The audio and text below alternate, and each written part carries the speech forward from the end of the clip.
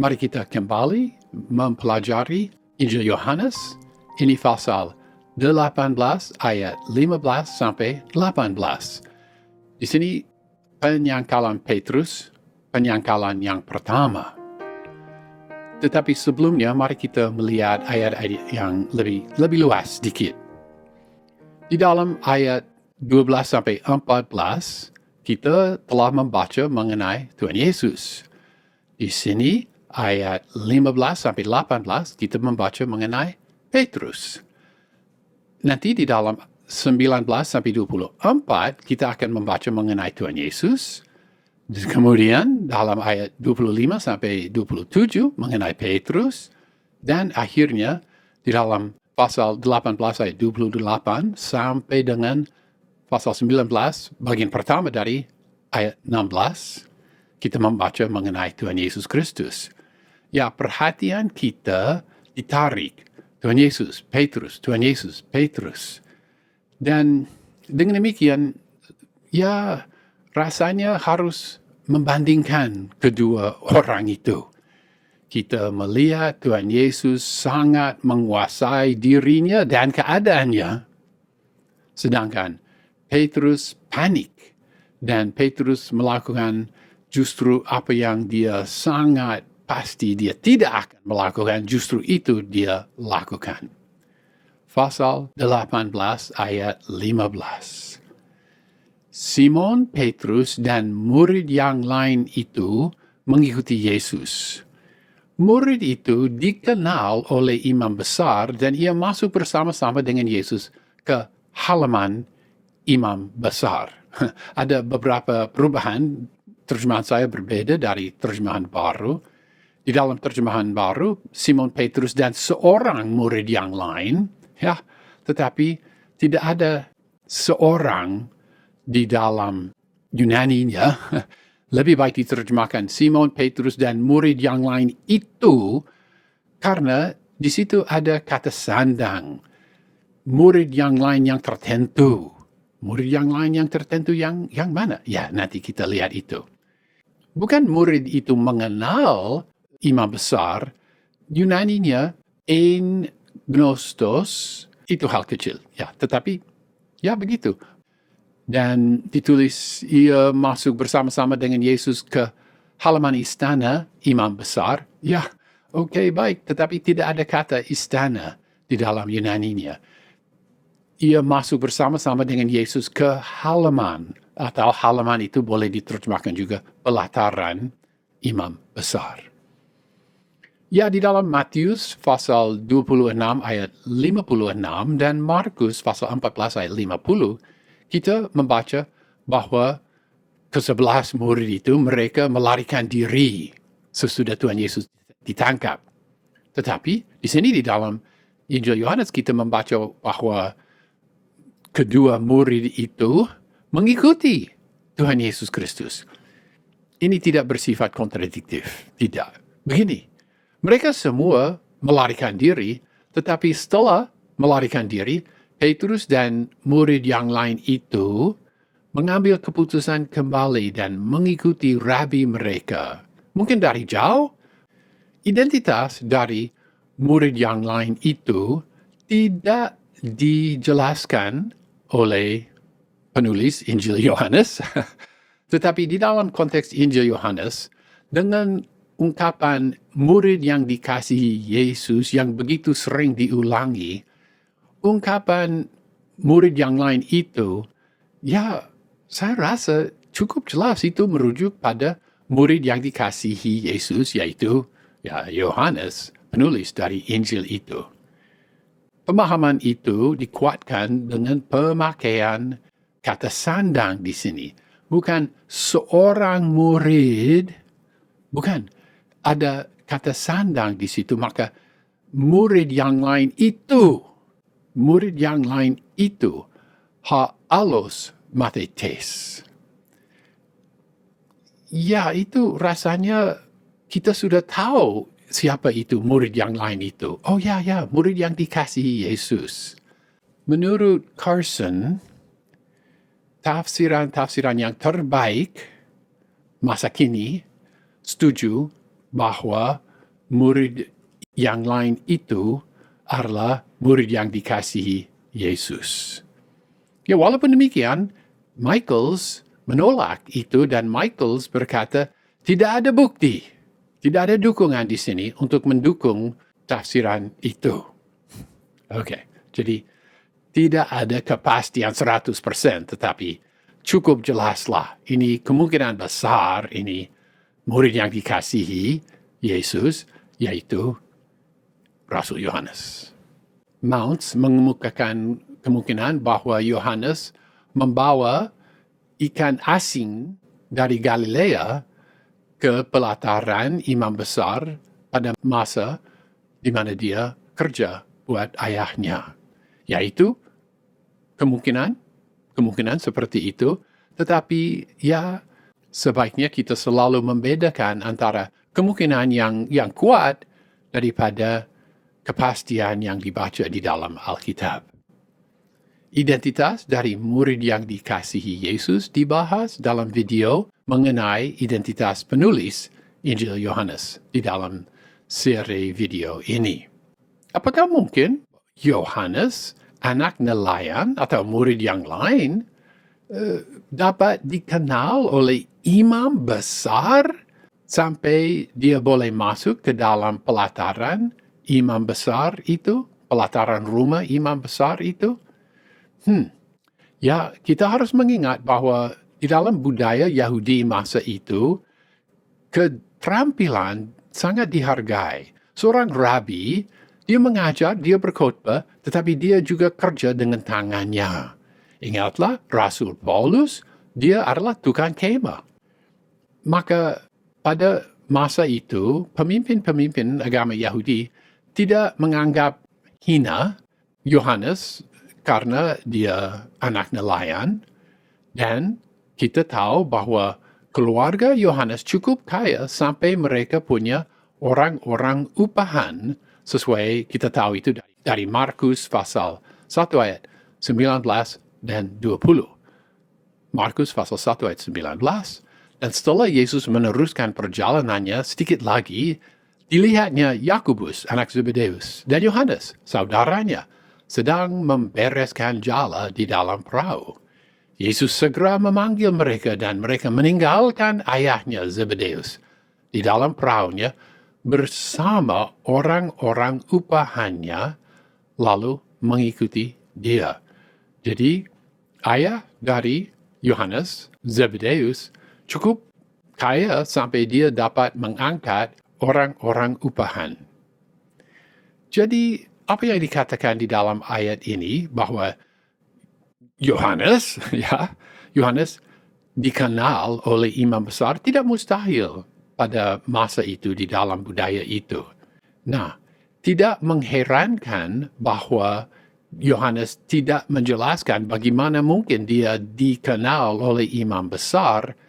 Ya, walaupun Yohanes suka memberi banyak penjelasan yang menolong para pembaca, juga ingatlah bahwa penulis Injil Yohanes, yaitu Yohanes, Rasul Yohanes, tidak menceritakan banyak mengenai dirinya sendiri. Sedikit sekali yang dikatakan mengenai Yohanes di dalam Injil Yohanes. Mengenai kata halaman atau pelataran, kata ini, aule, dapat merujuk pada pelataran bait Allah, seperti di dalam Wahyu pasal 11 ayat 2, atau tempat terbuka di mana domba dijaga, seperti Yohanes pasal 10 ayat 1. Tetapi pada umumnya, kata aule merujuk pada pelataran atau halaman rumah. Aule, pelataran ini, di luar sesuai Matius pasal 26 ayat 69, dan di dalam Markus pasal 14 ayat 66 kita tahu bahwa aula ini lebih rendah dari tempat di mana Tuhan Yesus berbicara dengan imam besar. Kemungkinan besar, aule atau pelataran ini ada di dasar, di tingkat tanah itu. Dan kita dapat dugaan kuat bahwa aule ini adalah pelataran istana imam besar. Kita dapat juga menduga bahwa baik Hanas maupun Kayafas mempunyai rumah di dalam tempat istana itu. Yohanes pasal 18 ayat 16. Tetapi Petrus berdiri di luar dekat pintu. Maka murid lain tadi yang dikenal oleh imam besar kembali keluar bercakap-cakap dengan perempuan penjaga pintu, lalu membawa Petrus masuk.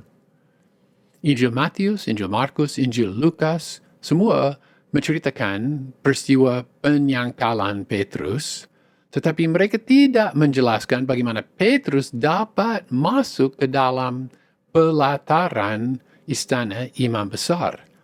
Hanya di dalam Injil Yohanes, kita membaca bahwa murid lain tadi dikenal oleh imam besar. Dan sesudah ini, kita tidak membaca lagi mengenai murid lain itu di dalam pelataran ini. Pasal 18 ayat 17. Maka kata hamba perempuan penjaga pintu kepada Petrus, "Bukankah engkau juga murid orang itu?" Jawab Petrus, "Bukan." Jika murid lain itu begitu dikenal oleh imam besar, maka mungkin seluruh rumah tangga imam besar tahu bahwa Yohanes adalah pengikut Yesus. Pertanyaan hamba perempuan penjaga pintu tidak bersifat aneh.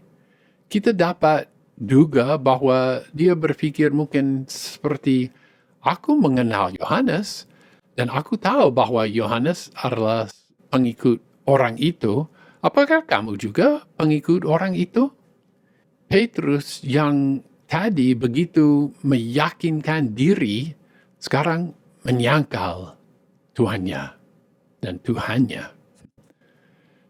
Dia menyangkal bukan di depan orang banyak yang bersenjata, bukan di depan gubernur Pontius Pilatus, bukan di depan Sanhedrin, tetapi di depan hamba perempuan, penjaga pintu. Carson berkata, mungkin Petrus memaafkan dirinya atau mencari alasan, dia harus menjawab, saya tidak mengenal, bukan, ya, supaya dia dapat lebih mendekat pada Tuhan Yesus Kristus. Tetapi penyangkalan yang kedua dan yang ketiga lebih kuat. Petrus membuka pintu pada ketakutan.